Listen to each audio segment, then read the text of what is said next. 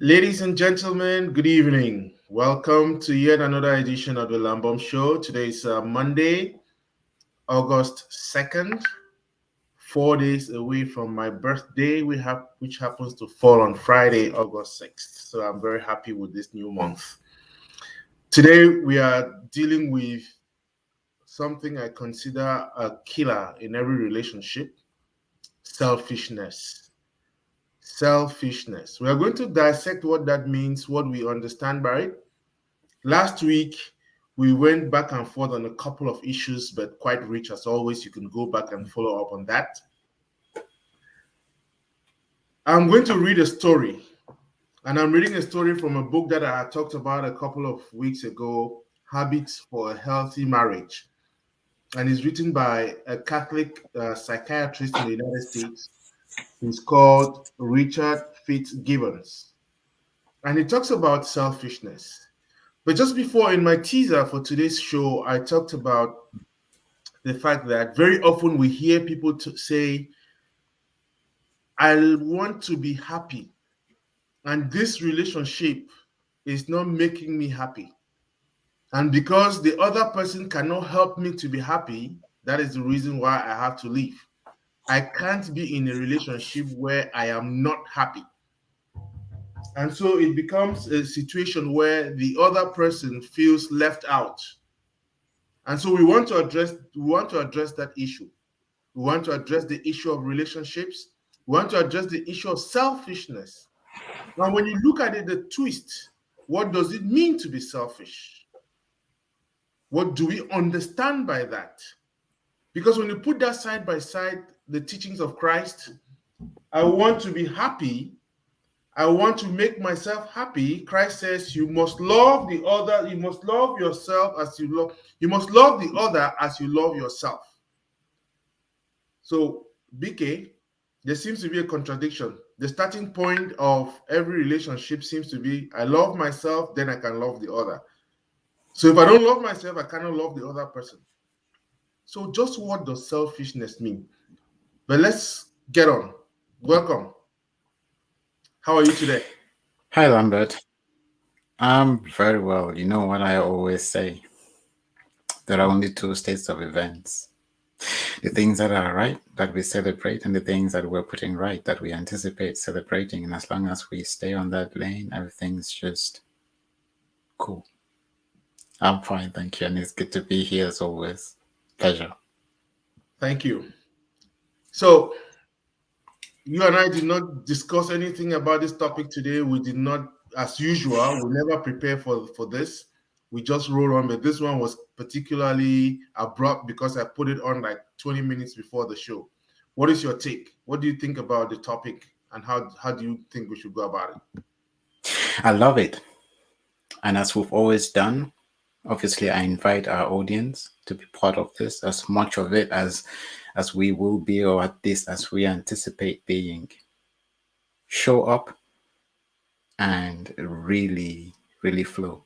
So go with the flow. How do we start? Where do we start? So do we want to look at definitions first? Because that's always a very good place to kick off. See, because they say in life, we are what we see, we are what we believe. So if we're looking at the whole concept of selfishness, let's look at it from a definitions point of view. If we're looking at selfishness, what is it? Break the word down into its component parts so we deconstruct like we always do. It says selfishness. It starts with the self. But then the question is, how do we define self? So you notice that selfishness presupposes that we know who the self is, but then who are we? Who are you?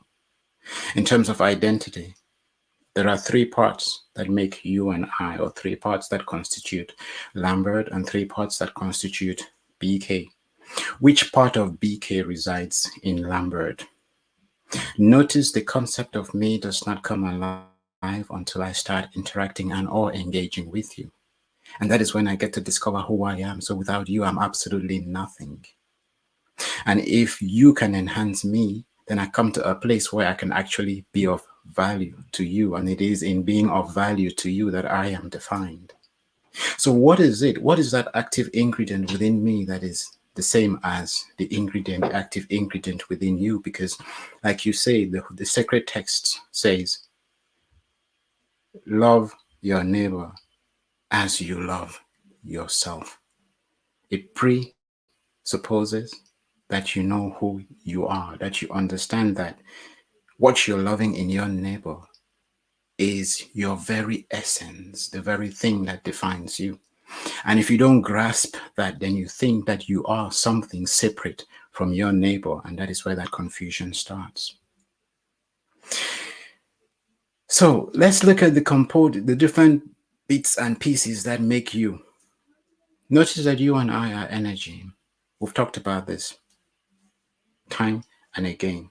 See, because you're not plugged into some battery that energizes you. You are an entity, a construct. And what composes that construct? The air you breathe, the food you eat, the water you drink. And that's what makes you. So our environment pretty much defines our physical entity. We process the environment, and that is how we come alive. That is how we become who we are.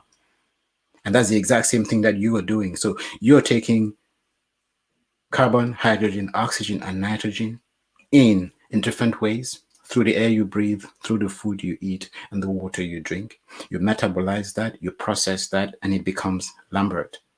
Lambert with certain abilities, certain capabilities, certain gifts, and certain talents. And that is what makes you separate and unique from BK, who comes with a different set of capabilities, abilities, gifts, and talents. And what's our ultimate objective here on planet Earth? It is to complete the process of creation that started many million years ago. That is why we are here, but do we realize that? No. So that we need A, to understand who we are, so the self. B, to understand what our purpose is, ergo, what it is we're doing here. And if we do not understand these, or if we get mixed up, lost in the maze and in the fabric of our own confusion, then we become selfish by nature and by default. So I wouldn't blame anyone for being selfish. I will just acknowledge that they are ignorant. Well, ignorant is not a very good word to use because it is misconstrued as an insult. But that is not the role I wanted to play here. Ignorance just means you are going through that process of enlightenment. We are going through our learning curve where we get to know who we are, we get to define who we are. So you know yourself, you define yourself, you accept yourself, then you can be yourself and you can love yourself because you know what the self represents and what it is. So let's go back to these three components. There is there's the spirit. That is the raw energy that drives you and I. Then there is obviously the soul, which in this context will be your gifts, abilities, your talents, capabilities, and all of that. Things that make you who you are. And then, of course, there is the flesh. That's the body. So the body is the host. We are spirit, pure energy, energy in its purest form. I call it love, I call it light. We have a soul. That entity, the spirit, comes with a soul, abilities, capabilities, gifts, and talents. And it all inhabits a body. And that is what defines who you and I are as the flesh. So it's just a vehicle that takes us from point A to point B. It doesn't really define us. But once we confuse ourselves, once we confuse the self with the body, then we start self-serving. We want to meet the needs of the flesh. We want to serve the wilds. We are subject to the whims and the caprices of this flesh. You see, because what is the flesh? Like I just said, the flesh is that part of us. It's just a vehicle, like the car you drive. It takes us from point A to point B, so we can manifest who we are, self-actualize, play our role, in the grand scheme of things. Did you want to chime in? You're on mute. That is interesting because if the body is just the vehicle carrying, call it more important, and if we mix up, you know, we are paying more attention to our bodily needs, which is just a vehicle, and not paying attention to the others. I guess that is what you mean, then the selfishness, because we become self serving. We now want to pay attention just to the needs of the body, forgetting to know that we are soul and spirit, and how to make all these. I mean, are you saying that the other two are more important than the body?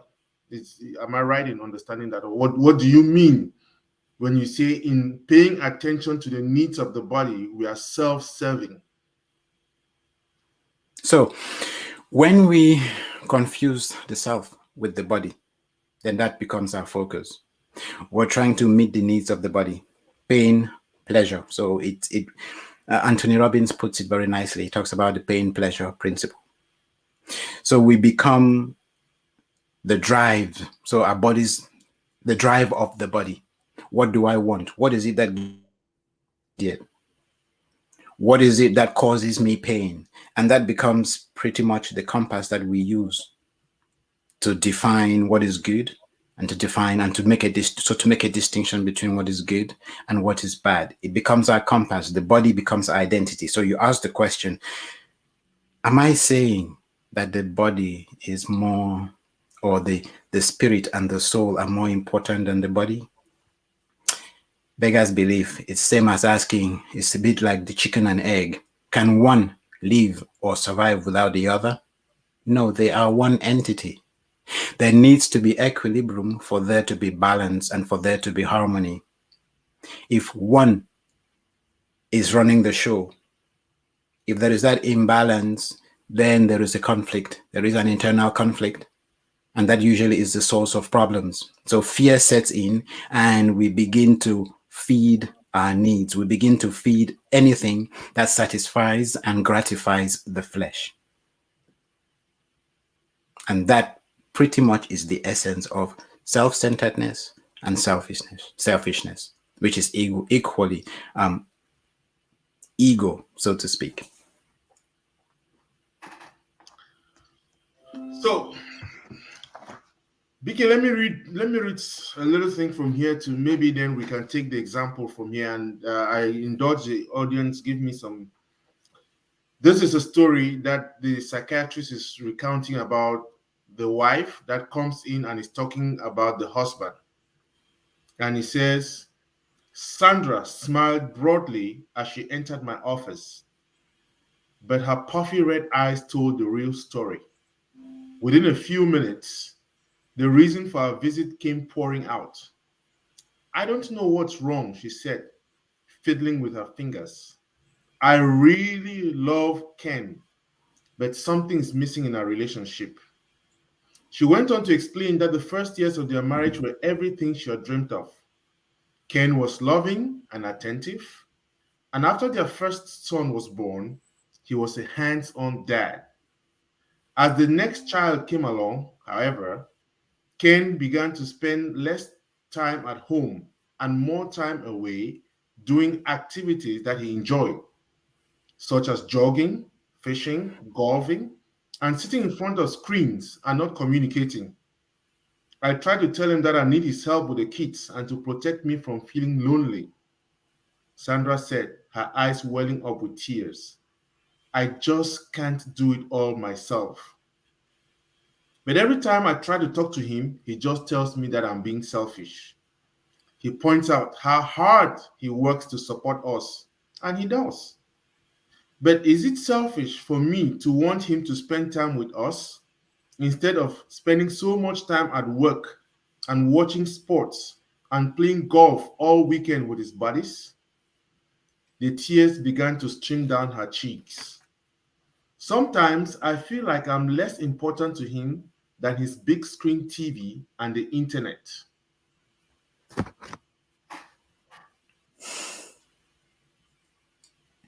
What's your take? So what's my take? Life is going to throw challenges at us. I call them curveballs.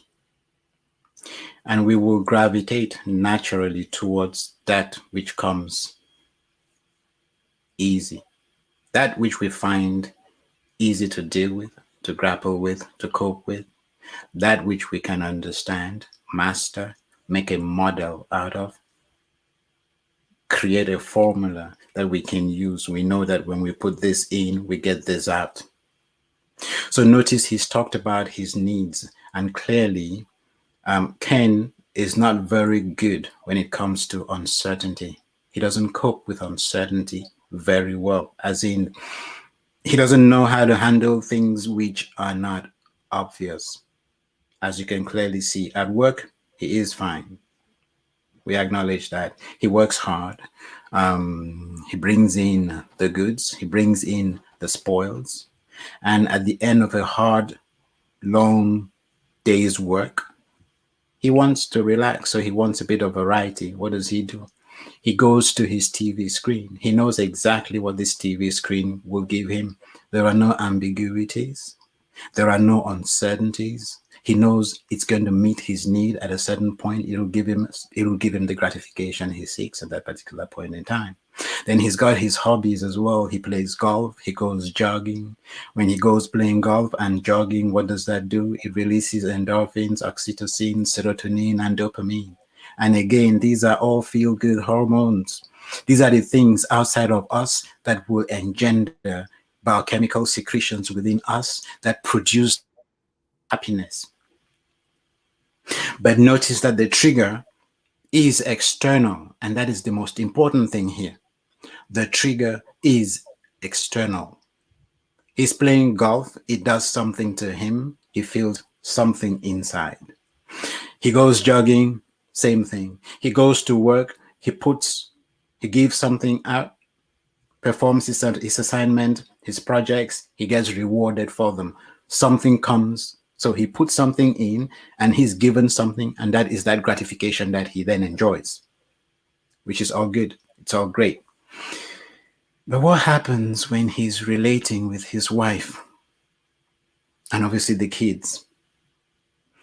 You notice it's not an area you can master. Every child is different. So you have the first child and you realize that it's a healthy challenge, and you're thinking, okay, if this is working right, then that's amazing. If it's going good, then that is great. Second child comes and you think because you already had a first child, the second one should be easy peasy. It should be an easy joy ride. But then you notice that the second child is a completely different challenge, a whole different planet. And nothing seems to make sense. Nothing seems to add up. The things that you did with the first child, you do with the second child, and nothing is really adding up. How do you go? How do you manage that? Where do you go from there? Not stuck of your spouse. You realize that the relationship, the engagement with your spouse is equally uphill, downhill.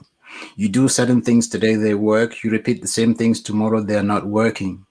What was magic, what lit and fired up your relationship yesterday, is the same thing that is causing a conflict and disharmony today.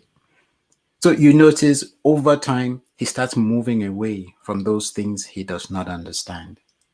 He's moving, gravitating away from them and gravitating more towards the things which bring him that gratification, because that's what anyone would seek at the end of a long day's work. It then brings us back to the question, do you remember why you got married? Do you remember what that enterprise was really all about? Did you get in it just for yourself? When did it become about you? And when you then tell the other person they are selfish for asking for their needs to be met. Remember last week what we talked about? We talked about the square and the circle. Mm-hmm. So as far as he's concerned, all his needs are being met. All the things that he wants, he has gotten. And it's easy for him to shy away from the responsibilities of the home, where he is actually challenged. He makes excuses and then makes the spouse feel guilty. So, do I agree that this quest for happiness and selfishness is a problem here, a major one? Absolutely. Because again, as we always identify, nothing really means anything until we give it meaning. So in exercising his selfishness, he accuses his spouse of being selfish. And that is the irony, that is the conundrum. Whenever you point a finger, what you're actually saying, what you're actually doing is identifying and criticizing your weaknesses in the person that you are meant to be in a relationship with. Does that make sense so far? Absolutely. Yes. So So I guess I agree. I agree totally with you, the explanation you're giving, especially with the fact of in accusing the other person of being selfish, you are actually yourself demonstrating or accusing yourself, isn't it? I mean, exercising that selfishness. yes. The uncertainty. So how do you deal with that? I mean, by the way, before you even move on, you want to listen to the other part. He says, Ken attended the next session and appeared to be a man of integrity and faith who seemed puzzled by his wife's complaints. He related, I work hard for my wife and children. I don't see what I'm doing wrong. I'm just trying to relax in the same ways that my dad did. He added that he didn't realize how much Sandra felt hurt and unsupported because of the amount of time he spent away from her and the children. He says it's a story I've heard many times. Sandra's pain was not just a product of her imagination. Without realizing it, Ken had given into the powerful pull of selfishness. Gradually, he turned in on himself and away from his wife and children. He disguised his selfishness as his need for relaxation to compensate for the demands of his job. He felt that his hard work had earned him the leisure he was enjoying. But the fact was that selfishness had changed Ken. He was thinking more about himself and less about his wife and children, and was placing his desires and needs ahead of theirs. Believing that Ken deserved his recreation time, Sandra had unwittingly enabled this behavior. So there's something there. You find that, again, we don't know the dynamics. The selfishness, the first year is good from Sandra's perspective. Children come in, they add on responsibilities, and like you rightly characterized, there's a lot of uncertainty. The guy works so hard. He has done everything in the books, fulfilling that which is necessary or that he thinks is necessary for his family. He's working very hard, making sure that they have a roof over their head, they have food, okay, they are comfortable at home, and he thinks that that is the rest that is has earned him the right to now go out and take care of himself. And he says he's replicating a behavior that he found with his dad. What's your comment? So you will notice again, it it hits at the core of what we have been talking about. What we bring in a relationship is really a product of who we are, our upbringing, our values, the way we were brought up, how we defined success at the time, and what we came to accept and understand as normal. See, because what is growing up? We all come into the world and we're exposed to these two wonderful people we call parents. From these parents, we depend on our parents for literally for virtually everything. Our physical needs, which are less important because these are survival needs, but more so our spiritual needs. So we'll go through those needs. Yet again, we want to be safe, we want to be secure, we want to be comfortable, which is great. It's akin to having a roof over your head. And that is what gives you that assurance that you can actually go out and explore the world, find out who you are. Who do we have as role models? Our parents. We have a mother who's nurturing by nature. So she's nurturing by nature. So because of her nurturing behavior, because of her nurturing tendencies, we will tend to gravitate towards mom when we need to be cuddled, when we need sympathy, when we're looking for empathy. We gravitate towards mom. Now that's a typical household. Now, dad usually will be the authority, the one who gives the orders. He would be the law, which means with that you're going to have to negotiate. With that, it's not the typical unconditional love. You have to work to earn what you get, and typically what you earn is recognition. And so Ken grows up realizing that this is what a dad is supposed to do. This is dad's role. Dad provides. And if dad has provided, then that should pretty much be enough. Everyone should be happy. He has done and he has played his role, he's played his part. So that is the subconscious, and this is what he carries with him into his own relationships. Now, obviously, it is also clear that over time, as he goes through life, he learns lessons. I call life changing lessons. See, because you notice in his relationship with his wife, when the first child comes, he's engaged. He is very present and he's doing all the things that you would expect a loving father, a loving dad to do. So he's not falling short in any way, shape, or form. But over time, he starts slipping. He starts slipping, moving towards his own comfort zone. And so the question we want to be asking ourselves is, how does this transition happen? And when does this transition happen? So the author says the spouse in many ways encouraged the behavior. And I guess we want to ask the question, how was she party to this? You see, because usually what happens is between two people in a relationship or in a situationship, we, especially the spouse or the wife, so the wife would tend to find themselves in a situation where they make excuses for the husband's absence, or in a bid to show their appreciation for what is going on, in a bid to elevate and to raise their spouse, show recognition, they let him get away with things which he would normally,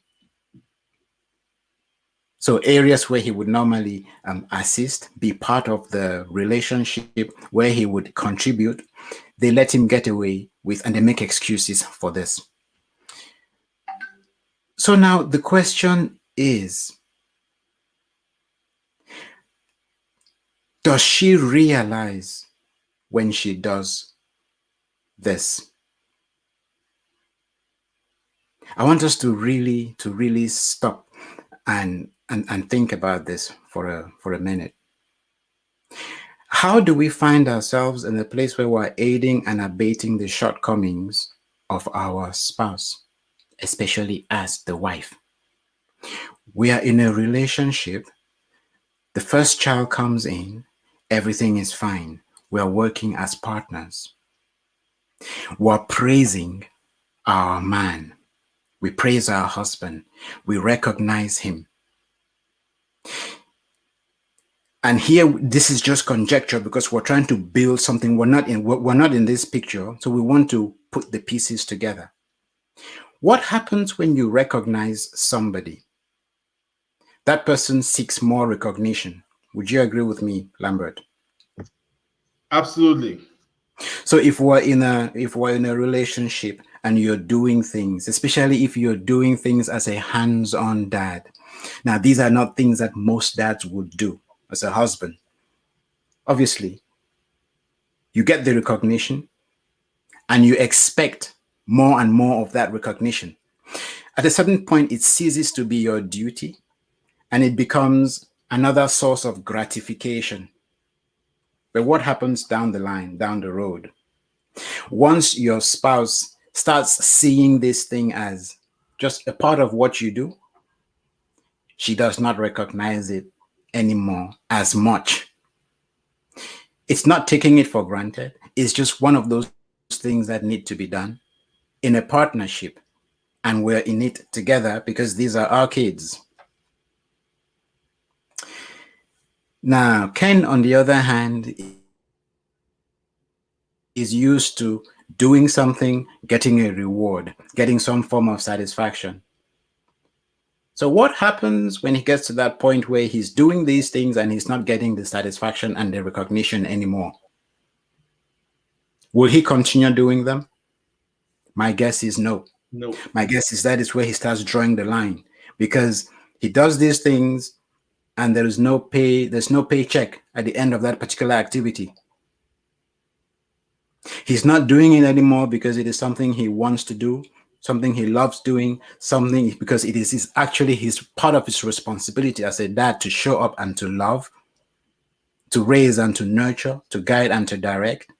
No, he's doing it because, oh well, he's actually gotten to a point where he's getting recognition for it.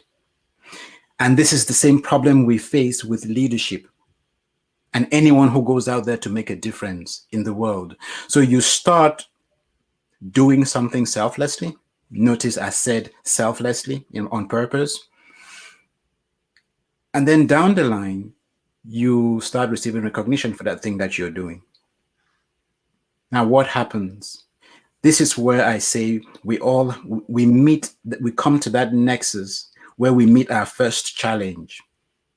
Because the challenge is, do you continue doing this thing that you were doing to make a difference and to serve a purpose that is bigger than the self? Or do you start listening to the attention that you're getting, the praise and the recognition? There's that biting point, and that's where most leaders fail and fall. If you stay the course and you don't get distracted, you continue doing what it is you were doing, serving a bigger purpose, a purpose that is bigger than the self, with an ultimate end or need to make a difference. Are you with me so far? I am with Then the you. recognition comes, and we know how recognition is. It releases even more endorphins, more oxytocin, because people are praising, they're giving you the likes, they're giving you the ticks, and they're making all the positive noises. You become addicted to that. So you start doing what you were doing because you're looking for that praise. You're not doing what you were doing anymore because you want to make a difference. And once you're on that path, it's a perilous path because it's a downward spiral. So it's a similar thing that is happening in this particular relationship. The man starts doing, and initially he's doing it because there is this thing at the back of his mind. This is his family, and he wants to see his family succeed. But down the road, he gets this recognition. He starts doing it for the recognition. That is one hypothesis. But when she gets too busy and she hasn't got the time, obviously, to massage his ego, shower him with all the praises, what happens? Does he continue doing this thing? Because that would be the normal thing to do. That would be the responsible thing to do. He starts slipping away. And how does he slip away? He makes excuses. Oh, well, I'm busy. I can't do this. Oh, well, I've got this other thing I'm doing. I can't do this. And of course, she understands. But a smart woman will know when it's an excuse. And usually they almost invariably and inevitably would know that it is an excuse. But then they cut him some slack. But then once you start doing that, it becomes harder for you to pull him back. It becomes harder for you to redress the situation.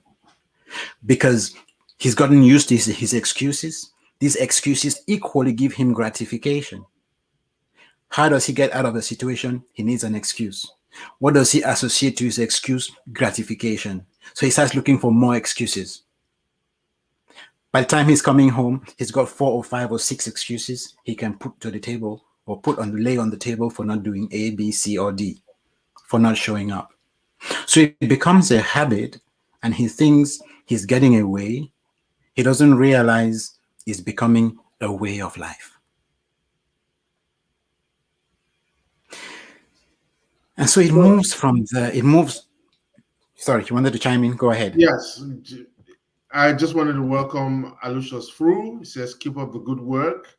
Jane posed a question. Welcome, Jane. This is very typical of modern day men, and over time it becomes competition between him and his very own sons. How do we deal with that?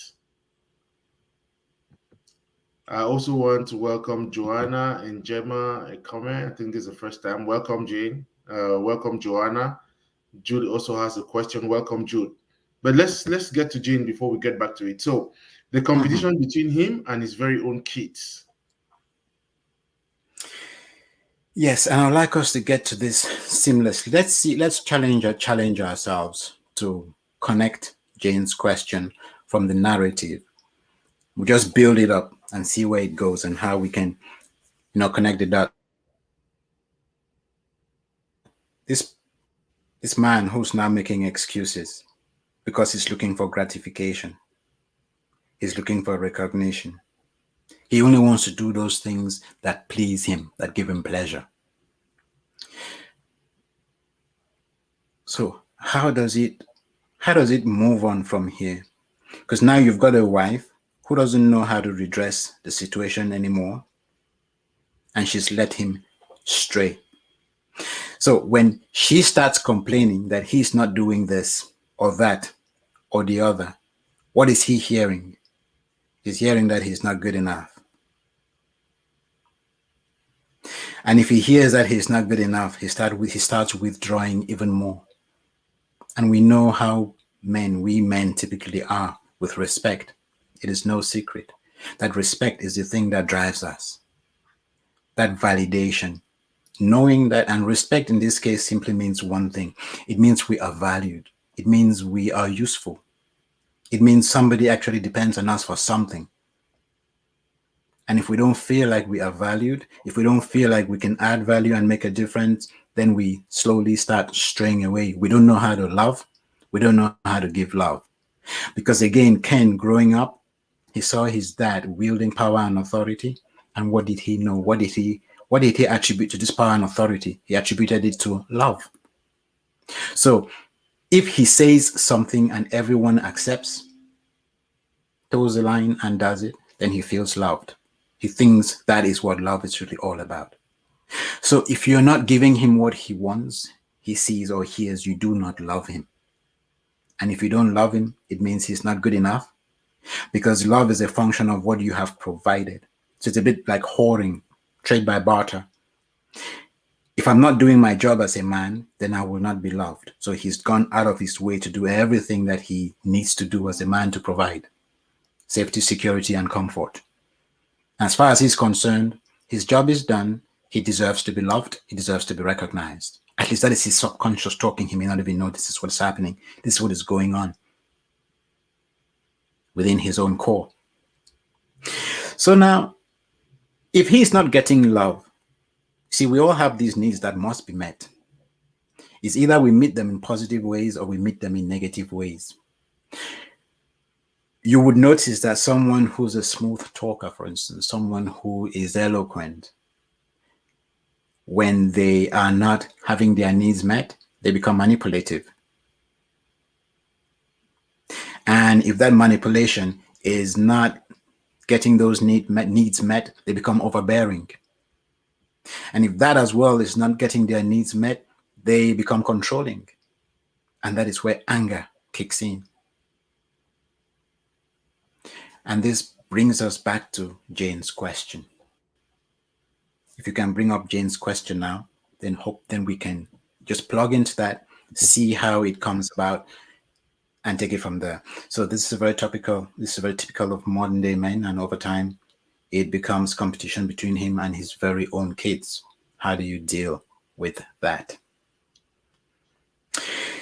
So you notice the man has ostracized himself to a point where he feels so distant, he feels unloved. The woman, in trying to get him engaged, feels rejected, feels unappreciated. So she too pulls away. So you've got two people who desperately need and want to be loved, but they don't know how to deal with it. They don't know how to approach each other for fear of rejection. They've both been rejected once, twice, too many times, and they don't know how to broach that subject because they don't even understand what it is that is going wrong. You have a woman who thinks she's seen a lot of potential in her man and she's trying to get him to see the light. But when she talks about his shortcomings, all he hears is he's not good enough. She's not talking to him because she thinks he's not good enough. She's talking to him because she knows her man has got it all. And oh, by the way, there is this thing that he could do to hit perfection. So she's trying to grow her man to make him the best he could be with the potential that he carries within and the resources that he has. But this man is saying, she doesn't love me, or she doesn't respect me. How dare she try to fix me when I am the fixer here? Are we on the same page? Right. So she feels rejected, she doesn't feel appreciated, he doesn't feel respected. And because there is this disconnect, there is a void. And communication is usually the first thing that goes. So they're not dealing with the issues that come up, they deal with side issues. They create what I would call or refer to as safe problems to deal with whatever it is that they really ought to be dealing with.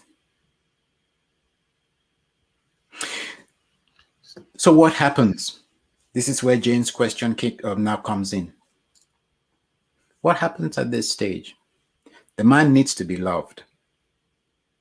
And obviously you've got kids. The woman needs love. She can't get it from the man.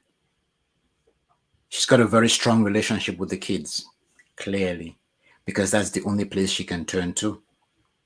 And because she's nurturing, she's with the kids all the time, meeting her needs, by the way, meeting their needs.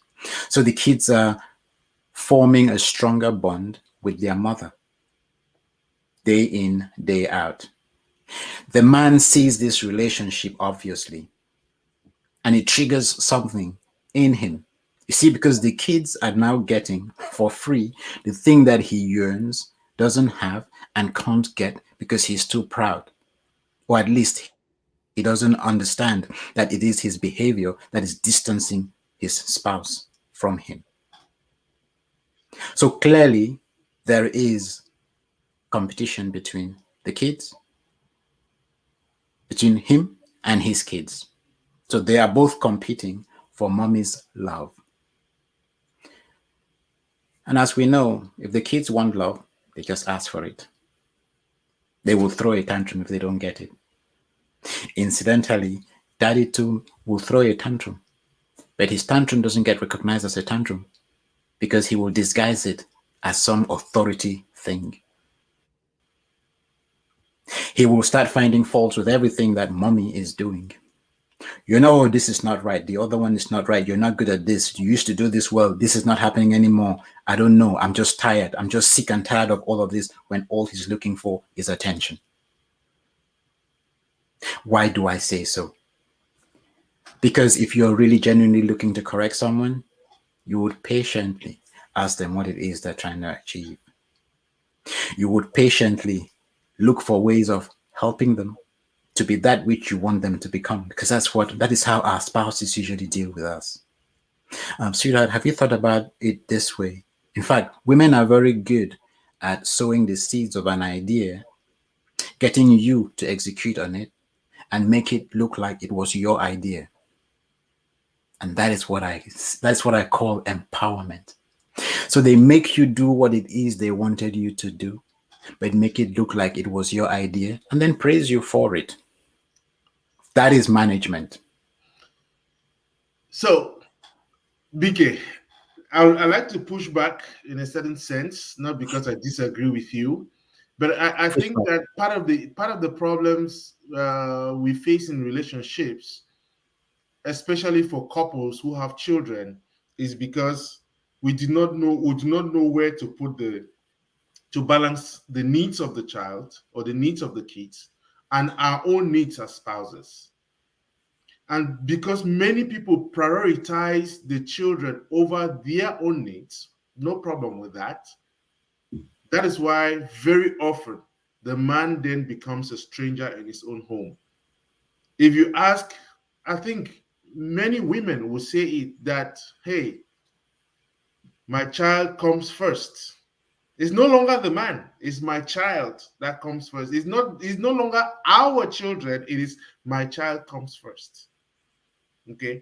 And in a situation where you said it again, the man is feeling he has held up his own part of the bargain. He's providing the security, he's providing the safety and all that. And yet, the man who comes back home and the wife expects who has been home all day, taking care of the kids, they have been running, driving her crazy, and is expecting the man to now take over and do some other things. And the man is saying, hey, I'm just coming from work. It is this same work where I'm coming from that is putting food on our table and all that stuff, isn't it? So you now find that kind of a clash whereby where do we place the attention? Should I be paying attention to my husband or should I be paying attention to the kids, and how do we balance that? Welcome, Stacy. Stacy says love is the balance. Agape love, that is. There are no levels to agape love. You practice it or you don't. We come to that. But you understand what I'm saying in terms of that competition. If Mhm. you're not able to manage to say that, yes, we need to take care of the kids, but we need to take care of each other too. And putting that balance is where there's a problem. And I mean, with what Jane was expressing there, it's not only competing with their own children, it actually rises to a level where people start competing for the children. The man wants to show that he loves the child or loves the children more than the woman, and the woman too wants to show that she loves the child or the children more than the man. You have this tug of war, and they keep going, exchanging themselves from each other. And again, remember, the topic of our conversation is selfishness, the killer in relationships. Because the man is now focusing on himself, the woman is focusing on herself. I have done my part, she has done her part. None of us is wrong. How do you deal with that? Yes. So again, it really brings us right back to the beginning. The moment anybody starts saying I, the moment anyone starts saying my, it is a sign of what? Insecurity. So marriage and relationships are built and based on vulnerability. And as we have said in the past, our vulnerability is our strength. It is that place where you come to accept your weaknesses. It is that place where you come to accept, I don't want to call them weaknesses, but your growth areas. It is that point where you come to accept that your spouse has got certain abilities and capabilities that trump yours, that you're good for certain things and your spouse is good for certain things. And for as long as there's communication between both parties, you eventually come to that headspace where you can complement each other and take your relationship to the next level. So, like I always say, in every community, in every bond, every relationship or team building, there is a process. There is forming, there is storming, there is norming, and then there is performing. And nobody can skip any of those steps. The honeymoon, that's the great time. You've identified all these pearls in each other. You come together as a couple and you want to make your lives, build your lives together. And you see all the things that you have in common. You see all the things that you can bring together to make a life, to make the lights go on, the things that fire both of you up. That's the forming stage. Soon after that, you start noticing your differences. And those differences, by and large, will be threatening because you see what you do not know. And growth is all about being curious about that which you do not know. Because if that person is different, it's for a reason. It's because they are a different tool. If you're dealing with a nail and a hammer, and the nail wants the hammer to become the nail, then we've got a problem. Who's going to knock who on the head to get the other one to hold bits and pieces together? So if a nail is frightened by the fact that the hammer looks and is shaped differently, then we have a problem. They can't be bad partners. For both of them to be bad partners, the nail has to understand the role of the hammer and submit to it. But if it doesn't know what the role of the hammer is, then there is no submission. It will feel threatened by it. It will want to see a hammer transform into a nail so they can get along. Just as the nail or the hammer would want to see that nail transform into a hammer for them to get along. So when our differences become a problem, that usually is the seed or a recipe for disaster downstream. And that's the challenge for us both to be and to stay vulnerable. That's why we married each other in the first place. Because what is marriage? Marriage simply means you are the person I'm going to grow with. You are the person I'm going to expose all my shortcomings to.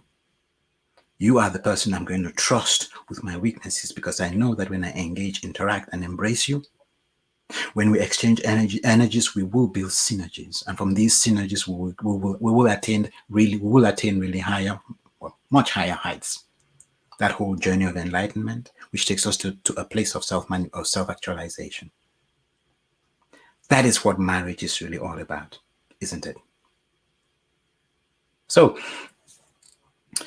how do we get to a place where it becomes a problem? We have looked at that, the whole conflict situation.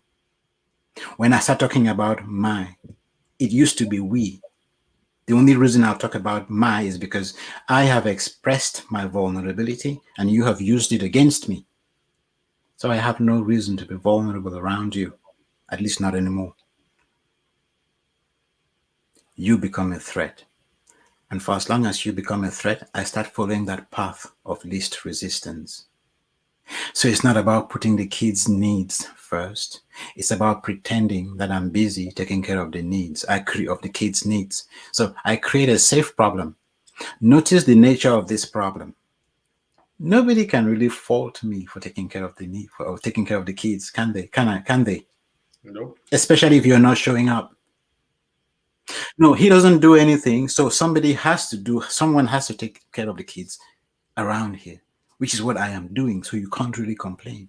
But that's her hideout because she now depends on these kids for love. And to test that hypothesis, take those kids away for a week and watch her fall ill.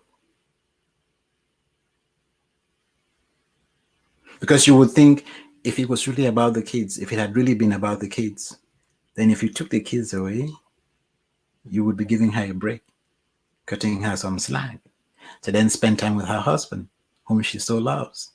But does that happen when you take the kids away? No, it does not. When you take the kids away, then you will see the real problems come to the fore, come to the surface.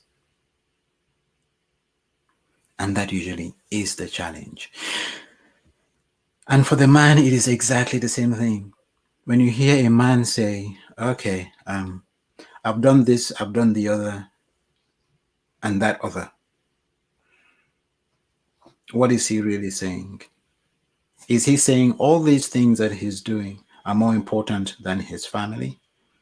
He has provided. What does he mean he has provided? If he didn't have a wife and a kid, would he not own a house? Would he not go to work? So you don't have a family because you want to put a roof over their heads. You don't have a family because you want to provide a meal or two or three a day. You have a family because you want to grow beyond your current limitations. You want to challenge yourself to grow. to attain much higher heights. You want to provide meet physical, emotional, psychological, and spiritual needs. Why not? And in meeting those needs, you get to uncover the truth about who you are. You get to realize your own potential. So I just want to say that again. If it were just about meeting needs, making your or putting a roof over people's heads, notice you only become a father or a dad when you go beyond. When you start doing those things you would not do if you were all by yourself.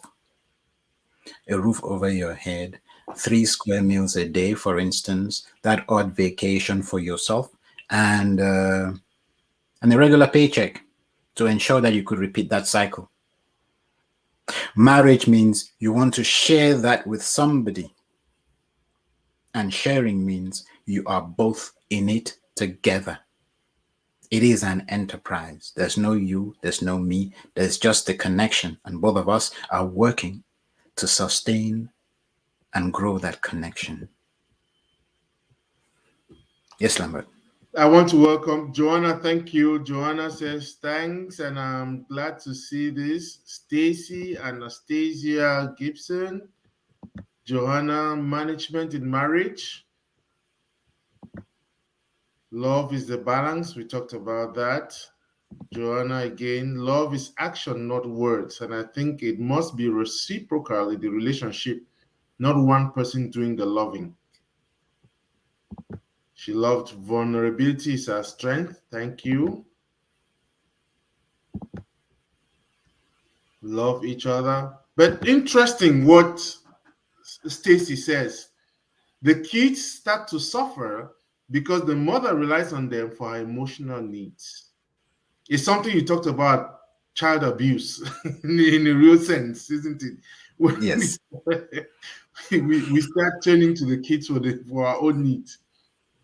Yes, but again, I mean, I don't want us to get further away from our topic in terms of the selfishness, which is what we are about, and how to find ourselves. Again, we have mentioned this so many times about being vulnerable.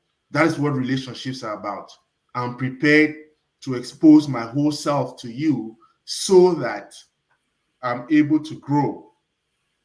But in the context of the conversation this evening, the danger is we tend to look at men as being very selfish because the man is the one who has the ego. And so everything is, if it's not his way, then it's the highway. That is why in the story, we heard about the man, perfect in the first stage. The first child came in, good. Second child, then he starts withdrawing. Again, he's getting into that uncertainty. And because of that uncertainty, then he pulls out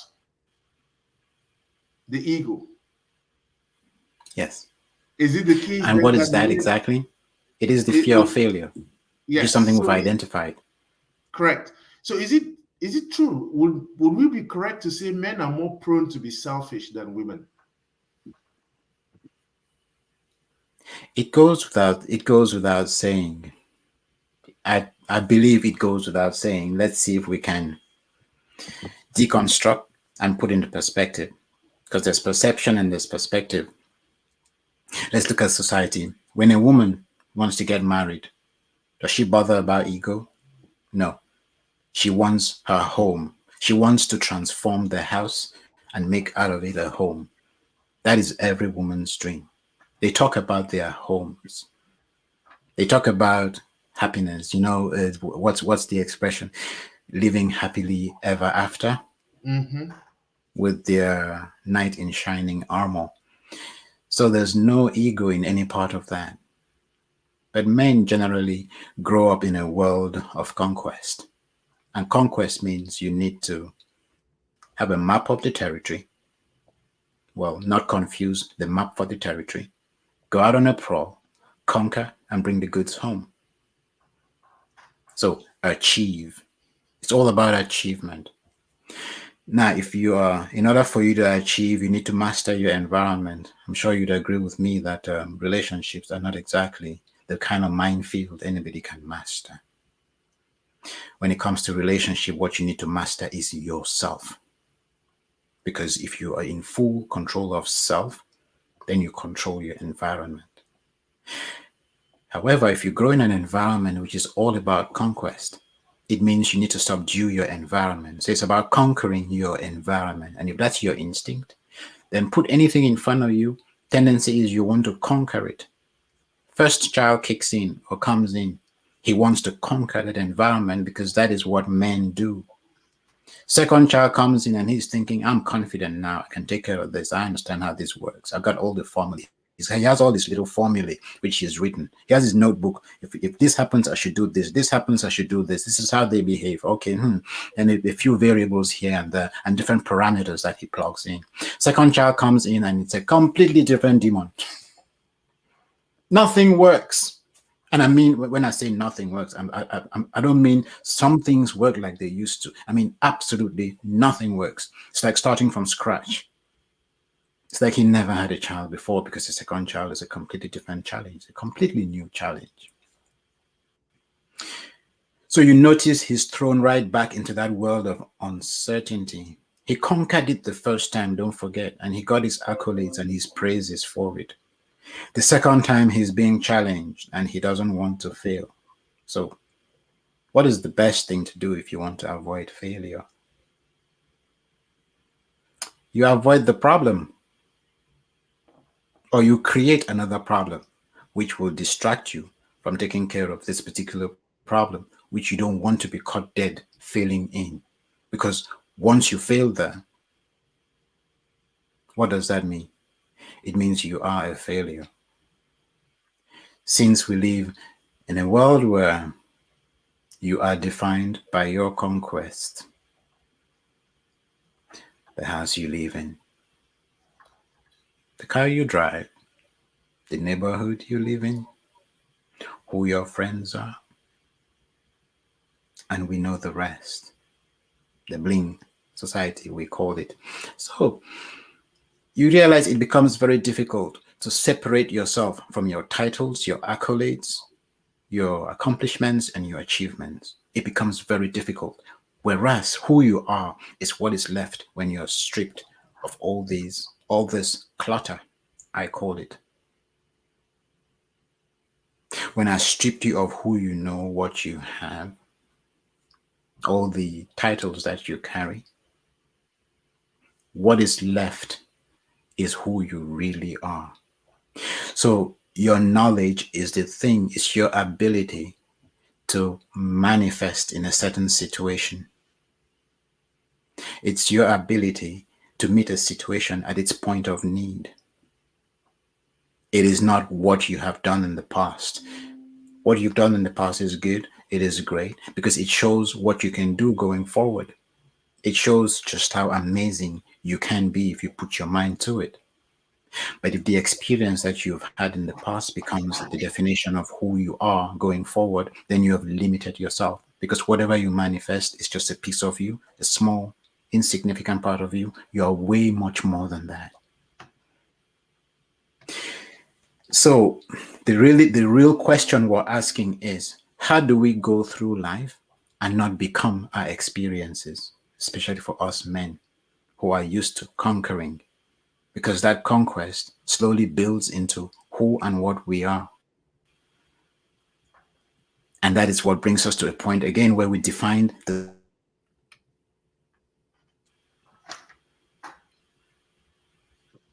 selfishness. So, how do we make that transition?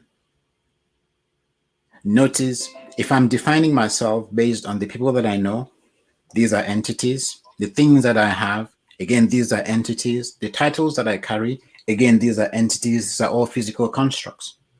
So it's only natural that I don't get to define myself based on my spirituality or my soul, which again is a combination of my abilities, capabilities, emotions, gifts, talents, and all of that. The part of me that is intangible. You can't see the real me. You can only feel and experience me. Because again, the body is just the vehicle. But since I'm used to defining myself by these tangibles, I become my body. And what I feel becomes who I am. My body feels pain. I want to avoid that pain.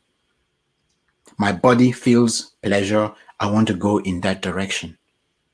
And so slowly I start giving in to what I feel and how I feel, as opposed to who I am and where I'm going. And if I've not decided where I'm going, which is a conversation I need to have with my spouse, then obviously it is clear, it goes without saying, I am not going anywhere. I will be spinning round in circles. And that is the situation of being or feeling stuck. You know, when somebody tells you, I don't know what's happening. I've got everything in life, but I just feel stuck. That's what's happening. We're circling ourselves, we're going round in circles, avoiding certain obstacles, but we don't realize that whatever it is we resist will persist. And what we run away from, we actually run towards. Because every situation is a teacher. And that is pretty much true to nature in any aspect of life. It doesn't matter whether we're dealing with career, whether we're dealing with the self, or we're dealing with our relationships with family or friends. So let's come back to, did you want to ask a question? Yes, I wanted to again. You touched on so many things that I mean. One that you mentioned, which I want again about the man as being, you know, generally we want to conquer, isn't it? So because of that, there is a tendency to become selfish, self-centered, self-referential, isn't it? I want to Mm. conquer this, and that is why I loved it. I flagged it when you said people who are eloquent, thank God some of us are not, then we become manipulative. And when that does not work, we do what? We become overbearing. And with that, if that doesn't work, we become controlling. And if that doesn't work again, all of that is we're conquering territory, isn't it? It's all in an attempt to conquer, to remain the king. We never want to show that vulnerability. We always want to remain king. Is that famous Absolutely. rule of administration that I share with people all the time. Rule number one, the boss is never wrong. And rule number two, when the boss is wrong, confer rule number one, isn't it? So we perpetuate this because we always want to, you never see a reason. We always want to succeed. Let me put it that way. Yeah. Nothing wrong with that. Nothing wrong with that. But we are human beings. And there are moments when we need to take a step back and say, wow, yes, I think I was going on a fast lane. It's time for me to really calm down, attend to the person in front of me. It's all in a bid to show that we are human beings. Men are human beings, and we are not just robots. And I want to push you back to something you said in order to get back to this thing about forming, storming, norming, and performing. So how do we, because of the man's ego, how do we now get the man through that stage of formation, of norming, storming, norming, and then performing? Okay. Because it's That's an attempt to now get out from that selfishness, isn't it? It's yes. an attempt to, you know, be vulnerable. Just be vulnerable. Because once you conquer one, you want to conquer all. And it's not possible to conquer all, and therefore you become that manipulative, controlling, and all that. Yes. So before I answer that question, I'd like to throw a couple of statements. The first of which is, when we lose self-control, we try to control the world. And when we seek to control the world, situations, and circumstances, we lose ourselves in the process, we pine and we break. But when we stay with the self, as in when we exercise total self-control, we control any situation. And how is that possible? Why is that possible? Notice that when you are in control of yourself, you're not erratic, you're not impulsive, you take your time, you're patient, you try to understand or you look to understand what is going on. You look at the territory, you understand what is available, you understand what the capabilities are, you understand what the strengths are, you understand who can really do what, and then you leverage what is available to shift that needle, take it to the next place. What is it that makes us lose self-control? What is it that makes us panic? What is it that brings that anxiety? It's when we realize there's a possibility we will fail. That's where it always starts.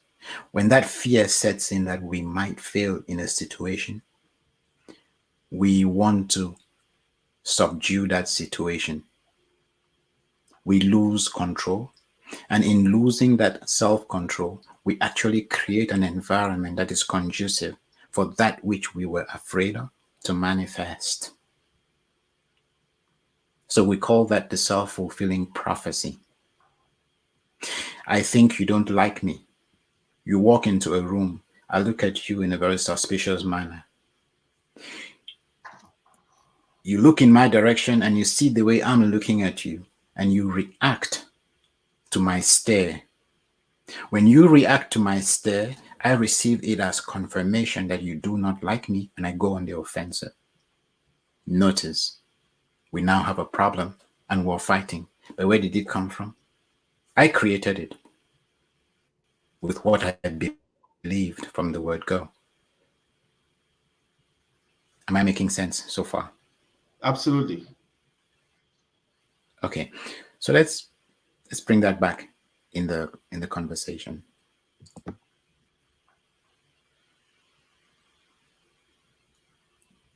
Did you want to chime in first? No, go ahead. I just wanted to be on set. Okay. So um I've lost my trend now. Okay, while you are getting back, so again, I think there are a couple of things that you were talking about, a self-fulfilling prophecy, isn't it? The Yes. fact of, you know, you lose control of the territory, you lose self-control, then fear sets in. You are afraid of failure, Exactly. and then you Absolutely. want to subdue everything around you. Yes. You know, Thank you. Great thing you were taking notes. of Okay. course. So yes. So notice it always starts with fear and beggar's belief. The question you really ask without realizing is, if you have a situation of a spouse, a man and a woman, husband and wife, and the wife doesn't know how to deal with this situation. So the husband doesn't want to go for counseling, or they don't want to. I don't like the word counseling. I don't like the word therapy. I call them conversations. You see, because if I have a good friend, a really good friend with whom I can talk about anything, everything under the sun, no taboo areas, someone I love unconditionally, and someone I would push to grow, and they would push me to grow, and we're both deep. I'm sure you'd agree with me. We would never need a psychiatrist or a psychotherapist or even a spiritualist. We will get by.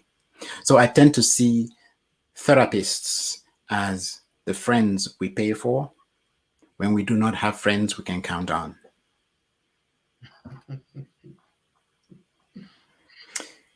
I know it's a very uncanny way of putting it. But then, so to answer the question, let's take a hypothetical situation. You've got a wife who really cares about her husband, but she just can't get through to him because that communication is not working. The man is vulnerable out of no fault of this lady because she's doing her best. She's bending over backwards. She's doing everything that she can to get her marriage to work. But her husband just doesn't know how to show up because if there's something he doesn't know how to do, he'd rather shut down.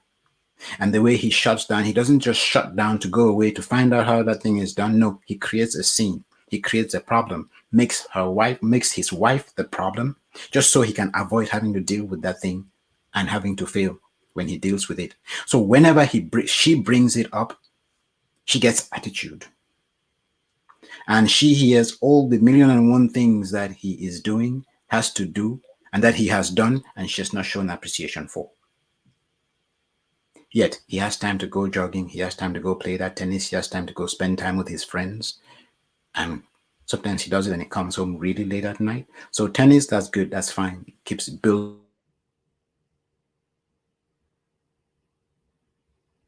relationship. If you can spend time with your friends, surely you can find the time to do something that your wife, the person you've decided, elected to spend the rest of your life with, asked you to do. Surely you can find time in somewhere in your very busy schedule to do those things that mean everything to the spouse, the woman that you married. And it's not like she's asking for this peace for herself. She's asking for this peace so she can lay the foundation for what it is she needs in order to transform your house into a home. But you're making excuses because you do not want to be vulnerable. And why? Because whenever you're vulnerable, your vulnerability becomes an insecurity and it prevents you from showing up. So you lose an opportunity to grow and become a better person because you don't want to be seen by a failure by the one person who does not judge you ever. But you will be vulnerable to other people and with other people from whom you can't really get a whole lot. So, how do you deal with this situation as a woman? Is it an impossible situation? No. What I would always say is, as a woman, find yourself.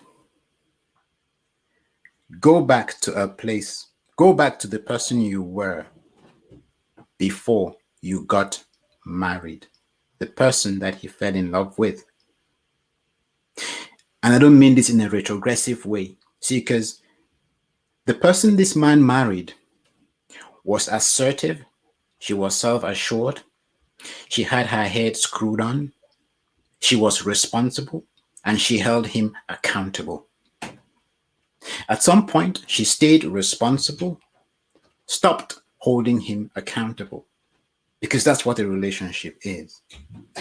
You've got certain things you need to be doing in this relationship. I've got my role to play. I can't make you play your role, but I can remind you what your role is. And I can do it in a loving way and in a respectful way, regardless of what color, fiber, caliber, shape, or shade of tantrum you are throwing. When you throw a tantrum, I don't meet you there. See, the only reason you're throwing a tantrum is because you're ready to fight. You're ready to go down that route. No, that's your thing. It's not my thing. I don't fight. I'm a lover. What people do not understand about love is that love is very ruthless. It is love that will make you correct your child when that child throws a tantrum without shouting at the child, just redressing the situation and making that child realize and understand fully that you will not sponsor bad behavior. And the first question I'd always ask these ladies is, if you do that for your child because you love your child, why don't you do the same for your husband if you say you love your husband? Is it one rule for one and another rule for the other? Surely you don't love one of these, because if you say you love both of them, you should treat both of them the same way. Your husband does what your child does, throws a tantrum, an adult tantrum, and you massage his ego. What exactly are you turning him into? You're feeding a demon. And when that demon matures, guess who the demon is going to devour? Of course, you. So, like I said, you start out with a woman who is responsible and accountable. So they hold you to account. Slowly, they lose the accountability. They start making mistakes for your shortcomings, faults, and failings, but they stay responsible to the best of their abilities. Because they're not holding you accountable anymore, the man starts feeling ostracized. He feels not good enough because it's not like he's not aware of the things that you're pointing out that he's doing that are not really, that are not right, that are not helping to sustain the relationship. So eventually he starts feeling disrespected. And as we know, you become the problem. He starts finding faults with the things that you, the spouse, are doing. If you are not wise enough as a woman, you will assume that he's doing it for the same reasons you would do it. And half the time, he's not doing it deliberately. It's just survival. He's trying to save his ego, and so he follows the path of least resistance. And that's why we are partners, so we can see each other's blind spots and help each other work with our blind spots. But when she confuses his authoritarian behavior for love and correction, and oh well, surely he's finding faults with these aspects, this aspect or that other aspect of my behavior. And by the way, these are things I have been doing for the past X years. All of a sudden, he's complaining. But then the woman, because she believes in the home and she believes in family, she starts off thinking, surely it's because he loves me that he's doing this, because I'll only correct him because I correct him because I love him. She starts trying to make changes. So she's trying to fix something which is not broken, and eventually she ends up breaking that thing that was already fixed. Then she loses herself in that plight and gets frustrated because she diverts and deviates and becomes something else. And when she becomes this something else, he now has something to genuinely complain about because you're no longer the woman he married. So the question is, how do you get back from that thing to who you were before? Start holding him accountable in a lovely way, loving and respectable way. And do it unapologetically. I call it ruthless objectivity. I call it unwavering love, because love will chastise. Sweetheart, you just said this. I'm trying to understand. See, because this is why I did it this way. Because we've both agreed this is what I want. This is what we want going forward. Now I've done it this way, you're complaining. You rather I do it this other way. Do you see that if I do it this other way, it doesn't take us here, it takes us there instead? I'm just trying to understand, honey. Don't raise your voice. And if he raises his voice, okay, good. I can see you're not in a good place. I can see you're not in a good mood. So what I will do is I'll go be productive someplace else, and we can have this conversation when you are ready. But if you can't really tell me why you want me to do it this way, I'm sure you can see how I would struggle if I did it the way you want me to do it. Because if I do it that way and I get stuck, I have to come back to you. It makes me look incompetent, having to depend on you all the time. That is not what you're married. That's not what you married. And that is not who I'm going to give you as a wife. So I'm doing this for our own good. I'm doing it because I love and I respect you. So I'll move away now. It's not out of disrespect. It's just because I see you're not in a very productive space and you don't want to talk about it. So let's handle this a different time. Now, tell me how the next time he will come to you. See, because you've just given him a reputation to live up to. You've shone your light so bright, it makes him feel small in that conversation. So the next time, chances are, he will want to earn your respect. So he will show up in a different way. He will show up in a completely different way because he wants to earn your respect. Now, he wants to earn your respect, not in a negative way, rather in a positive way. So he shows up that way. The challenge and the onus is on you, the wife, to do this consistently. Can you do it consistently? He will change. Notice you're not changing him. You are changing you. You are finding you. When you shine your light so bright, you become love. And anything that comes close to you is exposed. If that thing doesn't like being exposed, it will adjust. That way it can be recognized. You see, because in the dark, I can try to do funny things and expect recognition. But if it's daylight and everyone is watching, I will do what is right for the audience. Spirituality works in the exact same way as physicality. That physical light that you see, its spiritual equivalent is love. And if you operate from that place of love, again, let's talk about the properties of love so there's no misunderstanding. So we see how all encompassing and how powerful it is. Love will procreate. It will bring life. Love will create. Two people who really love each other get into a business. They communicate. The competition is dead. Hands down, pants down. because these people are exchanging energies and building synergies in ways that nobody can understand. Why? They are plugged into the universe. They are plugged into that intelligence that is responsible for the life and the flora, fauna that we see out there. That self-perpetuating intelligence that actually manifests through us. They flow from it. They're plugged into it. We call it inspiration when you're inspired in spirit. So notice we're coming back to the spirit. What else does love do? Love will give and love will forgive. What is forgiveness? It means you're all about giving. If I see you doing something that is wrong, I understand that you're coming from a place of fear, not from a place of love. And I'm just trying to see, what is it you're afraid of? Because that's the only thing that will make you behave in an erratic manner. Anger is an offshoot of what? Fear. Sadness is an offshoot of fear. So there are only two emotions, love and fear. Under fear, you've got anger and sadness, and then all their derivatives. You've got sadness, despondency, loneliness, feeling alone, and so grief. Then you're on the other side. You've got anger, bitterness, being pissed, and all of that. But notice the Great. emotions are not that. It's hard for men to be vulnerable. Could uh, could could how they were raised have something to do with this?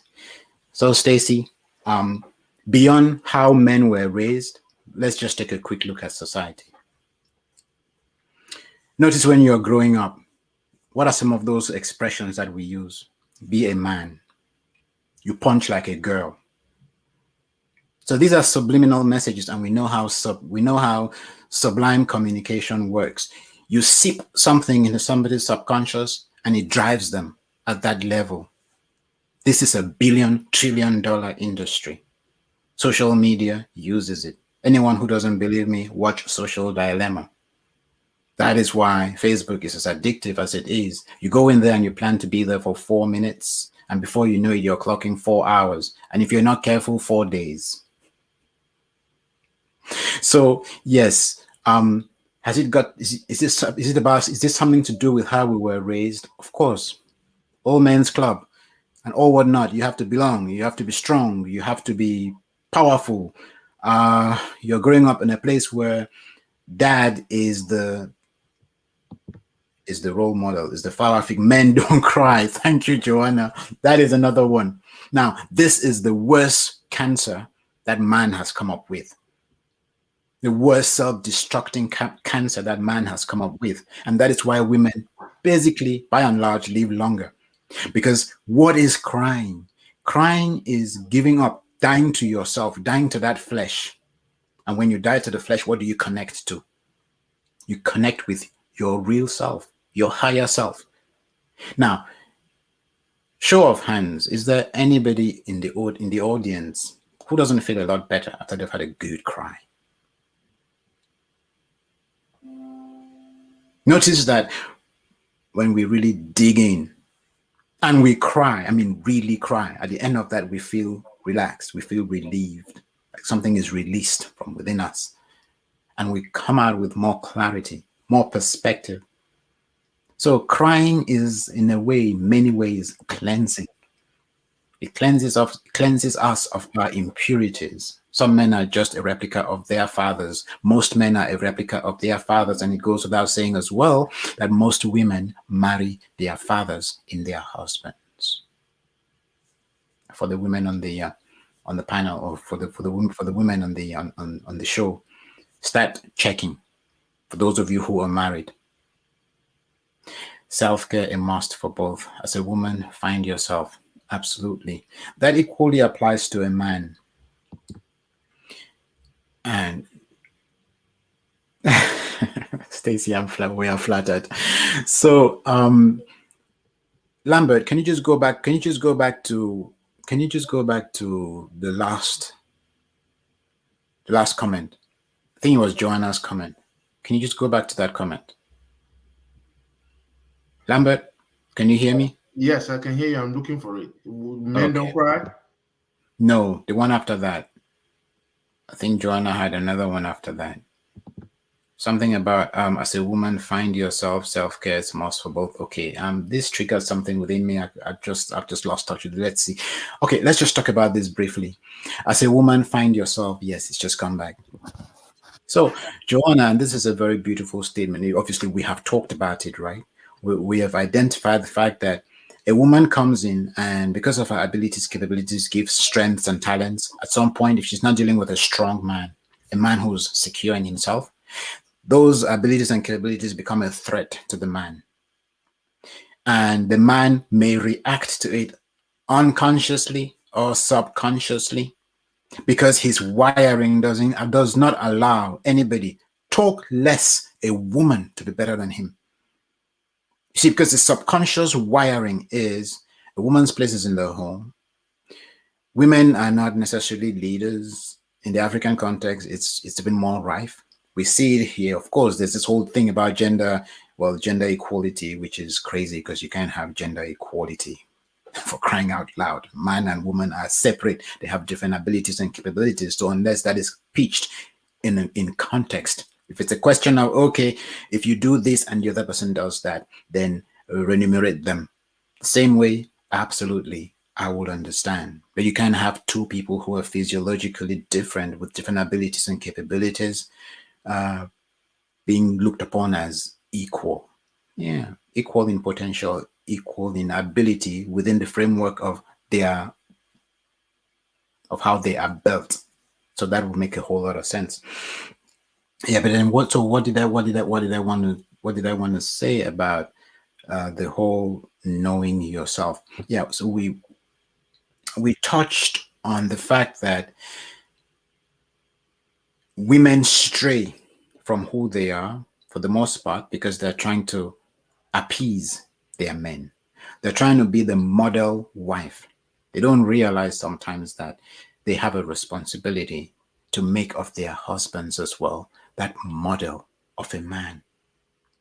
And the woman truly wants to grow because a real man will make a queen out of any woman. Women usually want to support their men until they get confused. They don't know who their man is, and then they don't know who they are. And in a quest to understand their man, they lose themselves. And then you end up with two lost people trying to find each other and feeling insecure and becoming each other's worst enemy, worst vice. And they bring out the worst in each other.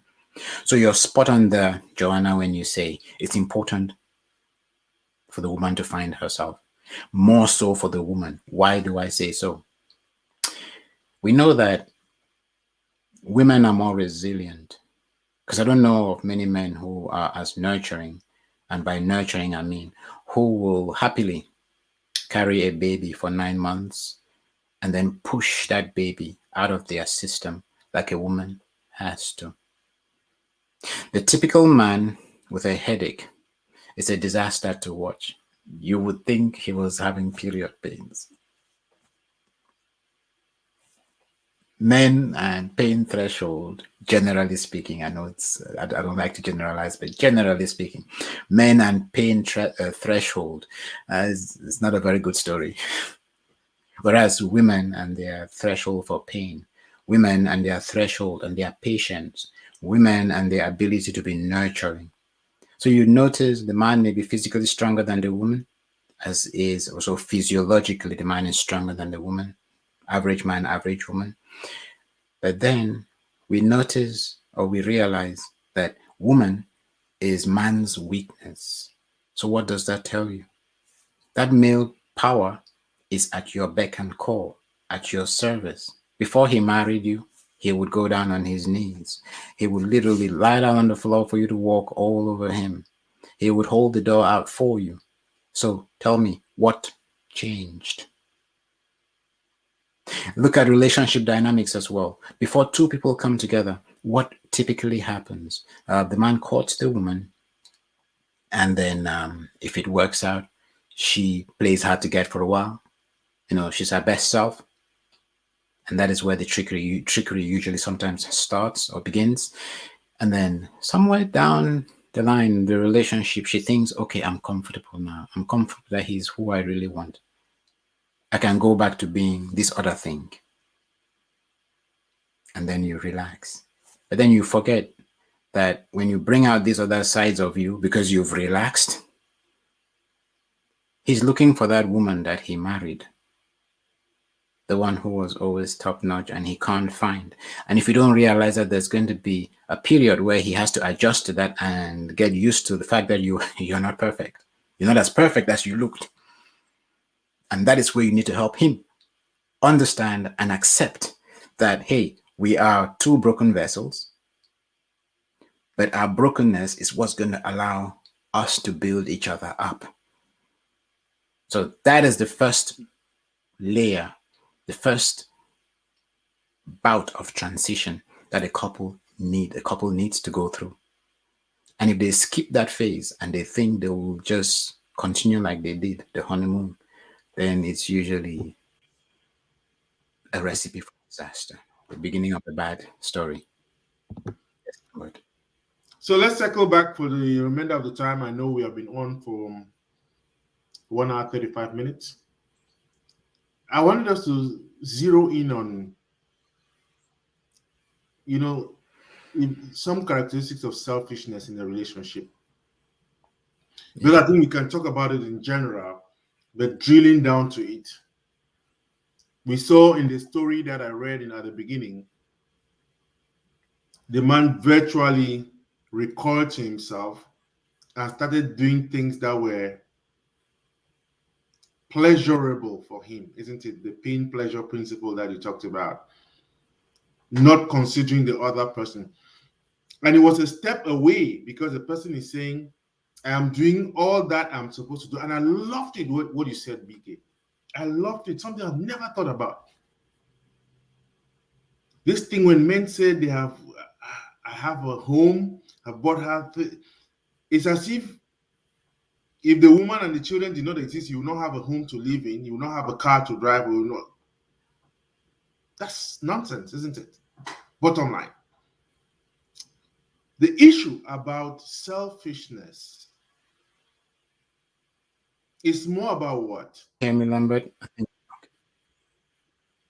The issue about selfishness is more about when we are not able to synchronize the body, the soul, and the spiritual needs of the entity we are building. That means my wife, my spouse, myself, my kids. So it's no longer, I mean, I hate to quote, and I don't like quoting scriptures, but when it says, it's no longer I, okay? It's no longer just me. It's no longer just about me. I can no longer look at life just from my perspective. The inability to say we, which is a great issue for many couples. It is what I have done, it's not what we have done. It is my car, it is not our car. It is my this, not ours. The breakdown, as we have said so often in communication, is always the starting point. When fear creeps in, when we become afraid of the vulnerabilities, when we are afraid to be transparent to our spouses, it's a great mark of selfishness. Because the reason you enter into a relationship in the first place with this person, you are pledging, you are donating yourself, the gift of yourself, your abilities and your vulnerabilities to say, you are the one before whom I can be transparent because I know you are not going to use that against me. And yes, very often it gets abused. When you show your true self, or let me not say true self, when your vulnerabilities come out and the other person uses that against you, every I would time, like to talk. Yes, I would like to talk about that, but carry on. yes, it becomes an issue. So you recoil. But again, I'm looking at it. Where in our relationships, each of us, because we don't want to talk in generalities here, even though we focus on men, each of us should be able to look back and ask ourselves, how am I selfish in my relationship? And the danger, I can tell you, that the first point of selfishness is the inability to see yourself as selfish. When you're not able to identify areas where you are selfish in a relationship, it's a true sign of how selfish you are. Because generally, We want to protect ourselves. We don't want to let go. It's our happiness. That is all I seek, my happiness. And so, in all that we have said this evening, in all that I've learned this evening, I think that ability to be vulnerable, allowing yourself to be transparent to the other, is the great mark of generosity to your partner. It's the greatest gift you can give to your partner, being vulnerable so that together we can grow. That's the pastor in me. You are the coach. What do you have to say? Yes, I think you've outlined it. You've outlined it pretty well. You were talking about how do we identify the fact that we're being selfish, Correct. and you also said something about vulnerability being used and abused. I'll talk to those two. You see, selfishness. There are three spheres in life. I like it because this is the way Tony Robbins puts it, Anthony Robbins, and it's beautifully put. There are three spheres in life. There is the self, everything that is personal, all the things that I do to enhance me. They serve me. They don't necessarily serve anyone else around me, apart from the fact that if I am good and well and strong, then I can meet the needs of those around me. Then there are our relationships, all relationships, relationship with our spouse, with our kids, with our siblings, with our parents, with our friends, and with strangers, total strangers, and our communities. Then there is our career. So you would notice that it doesn't matter what it is you're doing, it doesn't matter what level you engage at. These are the three spheres that you will be operating within. How do you know you're being selfish? What you do at work is your career. And if you're successful in that space, then it'll bring remuneration, which translates into the house or the home that you live in and everything else that comes with it that provides for safety, security, and comfort and a bit of variety. Now, what about relationships? See, because we're talking about a man who's so successful at work, who is successful when it comes to the self, as in all the things that he likes doing, he gets to do, but he has totally neglected his relationships. That third sphere. And we've also, so all at once you realize he has limited his growth. He has chosen to stay in the spheres, as we already highlighted. He's elected to stay in these two spheres where he feels comfortable, where he is in control. At work, he's in control. When it comes to self, the things that he likes doing, the things that will bring him gratification, he's mastered all of that. He's in control. Where there's uncertainty, relationships. Notice relationships at work are different because they are pretty much guided and stipulated by processes and procedures. They are more they are more, what's the word? What's the word I'm looking for here? They're more perfunctory. Rules and regulations, processes and procedures. Whereas when you come out of that space where conduct is not prescribed and proscribed, when you come out of that space into the real world, relationships depend on principles, values, mores, and ethos. So notice that when you're dealing with mores, principles, values, and ethos, bring 10 people into a room and you will have 20 different variations of these, a million combinations and permutations of the same. So it's just total chaos. The question is, how do you then develop a set of values that will allow you to engage with everyone? A filter that allows you to engage with everyone, regardless of who they are, how old they are, what they believe in, their creed, and all whatnot. So that becomes your own filter in terms of engagement. For those who are really interested, they can implement that, and I'll talk about that shortly. But we're still on that whole thing of, we're still in that space where we're looking at the three spheres. And we're talking about this man who is shying away from the relationship sphere because there's no formula, there's no model, there's nothing you can say. If I do this in this space, I will get this. If I put this in, I'll get that out. Sometimes you give love, you get scorn. Sometimes you give scorn, you get love. Now, what is happening here? How do you adjust to that? The poor man is confused.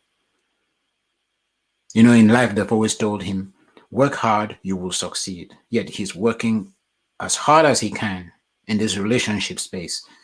And the harder he works, the more confused things seem to get. Once he thinks he's figured out all the answers, the questions begin to change. So he's had enough, I'm out of here. And so he sticks to what he knows and he makes excuses to stay in that place and headspace, his little cave. So for the men who want to come out of that cave, it is not that hard. Ask yourself what it is you want from your relationship. Ask yourself what it is you are going, where it is you are going. Ask yourself if you really truly want to grow. Because the people around you are there designed to grow you. How do you deal with them when they show up? How do you deal with them when they accentuate or elevate or indicate some of your weaknesses, your own growth areas? The question is, are you interested in growth, or do you want to stagnate and have others grow for you?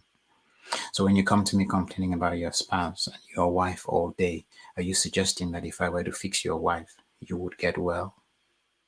If the answer is yes, okay, let's try. See, because if I fixed your wife, okay.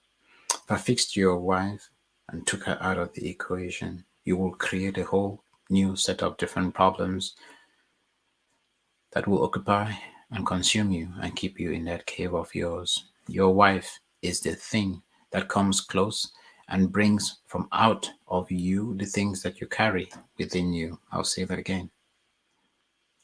Your wife, the closest entity to you, just as your kids and next of kin, people you spend your life with on a daily basis, are the people who bring out from within you the iniquities, shortcomings, and growth areas, blind spots that you carry within you. They bring it to the surface and they are a gift unto you.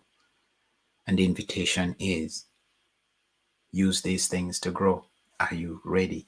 Are you willing to look at your dark side squarely in the eye and choose or elect to do something about it? Or are you going to make it your wife's problem? Crucify, castigate, criticize, identify your weaknesses in her, crucify, castigate, and criticize them. You see, because whenever we point a finger at anyone, we're really pointing a finger at ourselves. And crucify or condemn in others. Why do I say so? Because in every situation, we're called upon to either uplift or denigrate. I'll say that again. In every situation, we're either called upon to uplift or to denigrate. So if you come into a situation and you realize that you're not uplifting and inspiring someone, if you realize that you're depleting and tearing them down, demoralizing them, that is the energy that you carry within you. It is a reflection of the conflict within me. See, if there is a conflict within me, it means there is a part of me that knows that what you're saying is right. There's a part of me that is recalcitrant. So guess what? I take out the part of me that knows that what you're saying is right. I put it on you and then I attack it. Or it could be I take the part of me that knows that what you're saying is right, but there's this part of me that doesn't want to hear it. So that part of me that knows that what you're saying is right, you represent that part. I can now fight it in you. In fact, that's a better rendition of it. So as you can see, as Lambert said, we don't prepare for these. So it's a question of coming in, connecting to the universe and seeing what flows, seeing what God says to us. that divine intelligence. Yes, but then to come back to the subject. So that's what's happening here. I've got a conflict raging within. You represent one side of that conflict. Usually, typically, you represent the good side of that conflict. The dark side of me that doesn't want to have to deal with it because it is too much work, it is too much pain, it is too much distress, duress, and too much stress. That side puts up a fight. But who is it fighting? I can't fight me. It's a lot easier for me to fight you. So you represent the good in me that I don't want to deal with right now, so I fight you. And you will think it's about you. No, it's not about you. Take you out, bring the next person where you stood, let them raise that same issue. I will fight them too. Take them out, bring the next person, let them raise that same issue. I will fight them too. So, sweetheart, it's not about you. You're just the outlet. You're just a handle through which I find an outlet for my insecurities. When my vulnerability becomes an insecurity, it needs an outlet. That's trapped energy within me. That's what eventually becomes lack of ease, dis-ease. When you bring those two together, it becomes disease. And that is the source of every ailment, every sickness in our body. So the question is, when I engage with you in any capacity, am I building you or am I tearing you down? Am I making you feel stronger, bigger? Am I making you feel expanded, inspired, motivated, like you could spread your wings and soar like an eagle in the storm, with the storm, where you leverage the storm? Or am I making you feel like you just want to dig a hole and hide inside? If I make you feel inferior, if I make you feel insecure, it is the insecurity that I carry within me. And if you can understand that, then you will never pick a fight with someone who's in front of you because you understand they're trying to deal with their insecurities. And all that's happening is, all that they're putting out is a cry for help. They just don't know how to ask for it. And when you deal with it, you become that energy. So I bring my negative energy and you fight me. And in your head, you think you're justified because you're saying, oh, who do I think I am to talk to you that way? No, I just debased myself. I brought myself down. So I disrespected myself. You talked about abuse, Lambert. I abused myself. So it's not you that I'm abusing. I have to start by abusing myself. It is only when you accept that insult that you are abused. See, because if you were to smile and to walk away, then you've not been abused. It's only when I do that and you sink to my level and you fight back.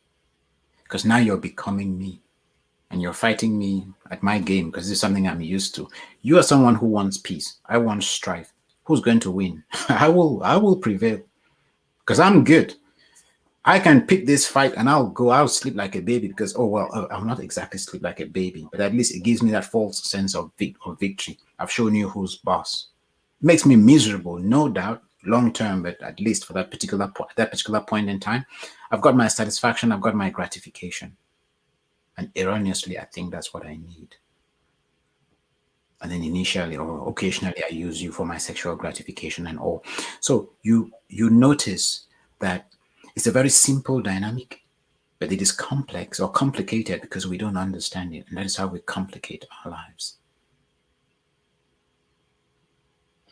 Chime in, Lambert. So, a So I couple could of talk all day questions. here. I'd like for us to take the last 7 minutes so that we can top it at 2 hours. You and I contemplated something last week. We are getting to the second hour.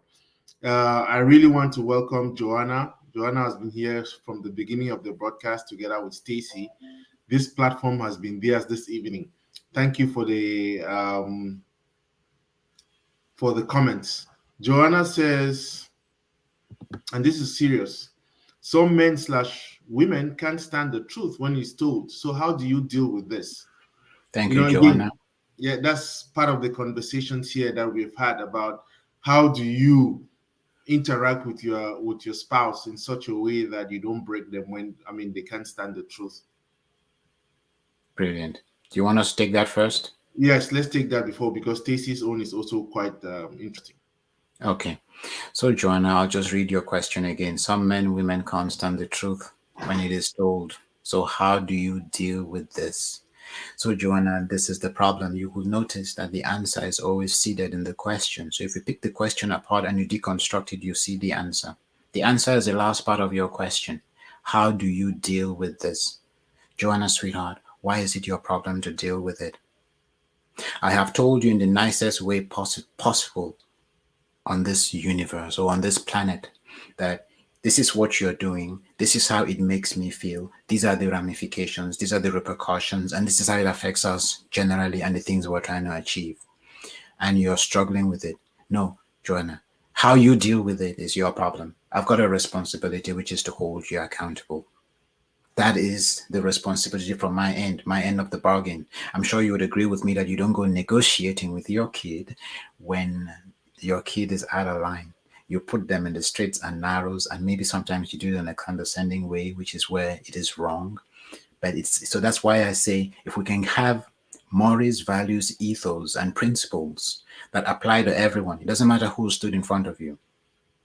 You're dealing with the exact same, so you deal with them the exact same way. There will be variations in how you communicate with one person or the other, but the principles remain the same. We've had a conversation before about one hat fits all. It is in that context that we pitch the whole concept of one hat fits all. To come back to your question, Joanna, how do you deal with it? This is where I hand the whole principle to you. If you love someone unconditionally and you don't judge them, which means while you're correcting them, there is absolutely no judgment. I'm sure we can all do that or find a way to do that. If we make it clear to that person that you can talk about everything and anything under the sun, so you will be vulnerable with them. And if you're telling them what you're telling them is because you love them and you want to see both of you grow and get to where you're looking to go and eventually flow, so downstream you can glow. If that is what you're trying to do and you express and articulate that unambiguously, and somebody struggles with that, Joanna, what else can you do? There's absolutely nothing you can do. They resist growth because they feel hurt. See, stress is the pain of ignorance leaving the body. So if you put somebody in a situation of stress because you've told them the truth, no, it is their problem. It is their pain to deal with. Especially if it is someone who was educated when they went through school, when they went through education, the wilds of education. It was by far more stressful than whatever it is you told them, yet they went through the mill and they came out the other end. They went through the drill like coal. They went under that pressure until they became diamond. So why is it that they will take it from people out there? They will take it from their boss. They will take it from any number of people, random strangers even, but they won't take it from you. What are they saying to you? So no, Joanna, it's not your problem. What's the third principle? Push for growth. Now, if you're not pushing the person you love, helping them become a better version or form of themselves by you becoming a better version of yourself, then why are you together is the question you really want to start asking yourself. Are you going to stop shining your light because it is making me feel uncomfortable? Then maybe I don't need to be around you, and that's a decision I'm going to have to make because I have a choice.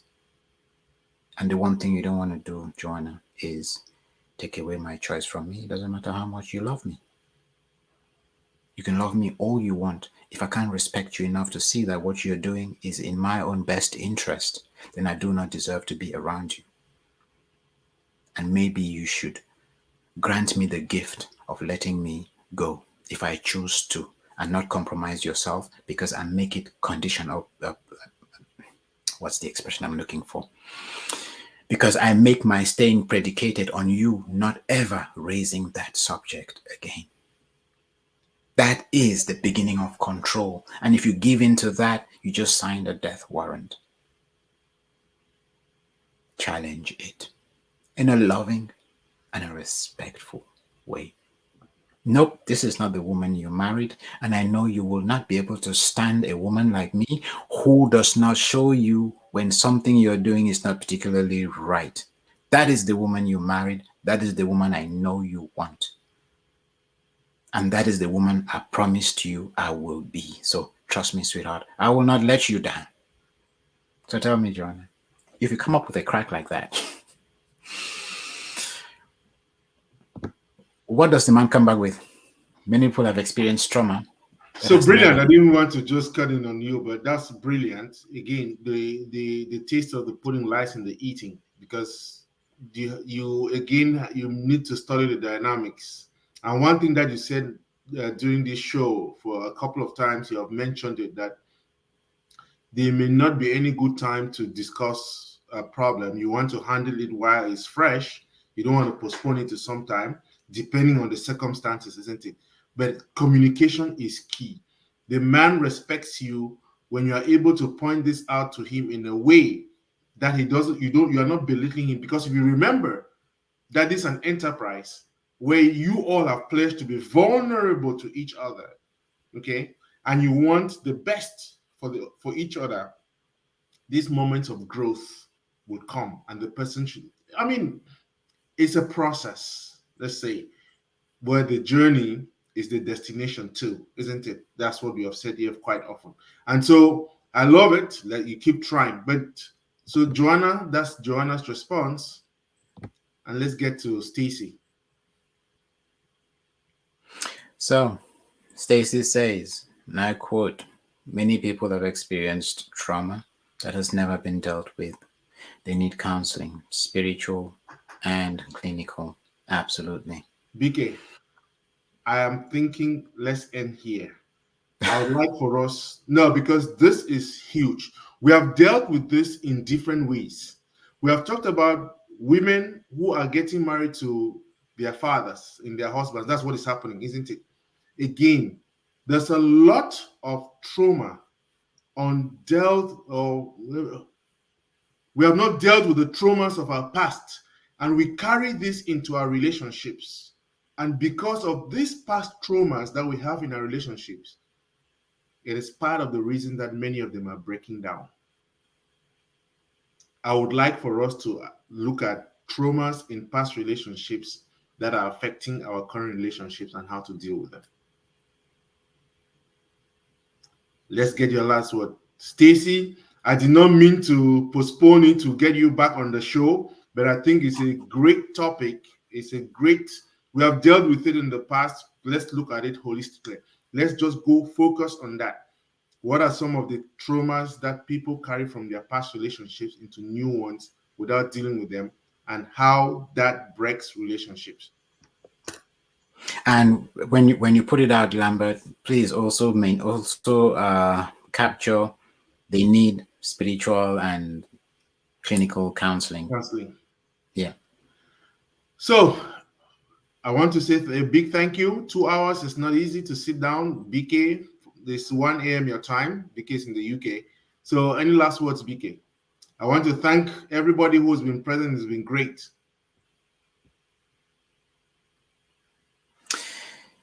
Yes. So I guess all I can say is it's always a pleasure to be here.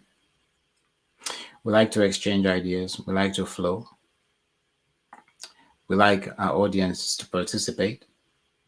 See, because that way we co-build the content, we co-develop the conversation, because nobody has got all the answers.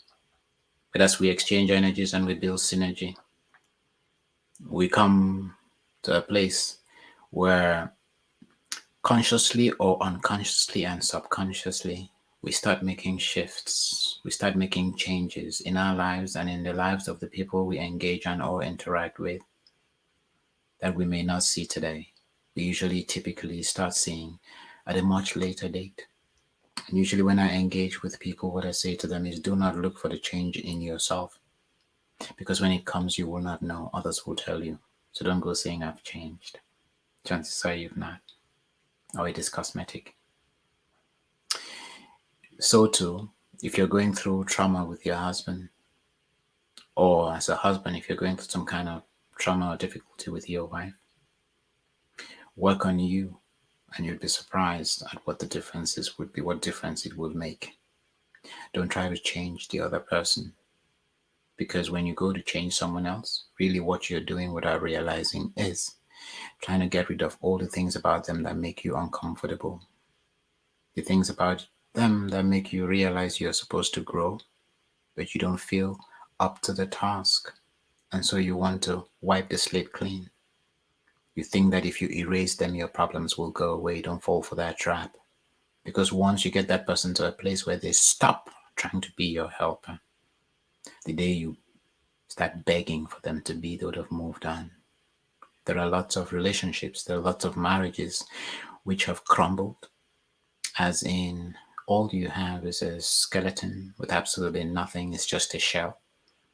But these two people look happy to the world, and they look like, and in fact, are the envy of so many. And they feel stuck. They don't even know what to do about it. See, because when they themselves look around, they've got everything that money can buy, but they are miserable to the core because they don't understand these simple dynamics, which again, we will be looking at next week. So if you are here, oh no, Lambert, Yes. I'm away next week and the week after, I believe. So it'll have to be in 3 weeks. I Okay. may be back. Uh, I may be back in 2 weeks, but I will let you know. So it'll have to be in 2 weeks or in 3 weeks. It's a good thing I caught that. I just thought Correct. I'd throw it in. But yes, it was a pleasure being with every last one of you, and thank you for showing up as you always do. We love you. Thank you very much, BK. I'm always very appreciative. I missed the opportunity to come and meet you in the UK this summer, but I'm looking forward to the next opportunity. I want to thank you. I mean, there are tons of people who are very appreciative of the nuggets they learn from this show. Unlike other shows, we are not popular. That's not what we are looking for. But we hope that, and I love what you just said. Don't look for the change in the others. Don't even look for the change in yourself. When it happens, people are going to, of course, keep working. And I like the comments that Joanna made. Thank you for this fruitful discussion. This is topics that men don't want to hear. A start of greater awareness. And Joanna, that is why we are two men focusing on men. We really don't want to talk about women, but we'll always majority of the people who come up to our shows are women. So, but we love it. And I'll say that always share. Go to our YouTube channel. And BK, I think I almost forgot my routine today. Mindset Boulevard.org or .com. .com. So again, if you love what you heard today, what you watched today, and you want more, you want to sign up on that. Mindset Boulevard. Mindset Boulevard, that is where you want to be. And like we promised, well, Doc, thank you. As usual, we are very grateful that you are always here with us. Dr. Minang caught just the end, but interesting as usual. Thank you very much. And Thanks, Doc. Dr. Minang, I hesitate to do it, but Dr. Minang has started a group of men, married men, that meet every Thursday, 7:30 p.m. online, and talking about issues related to men. It's a great group.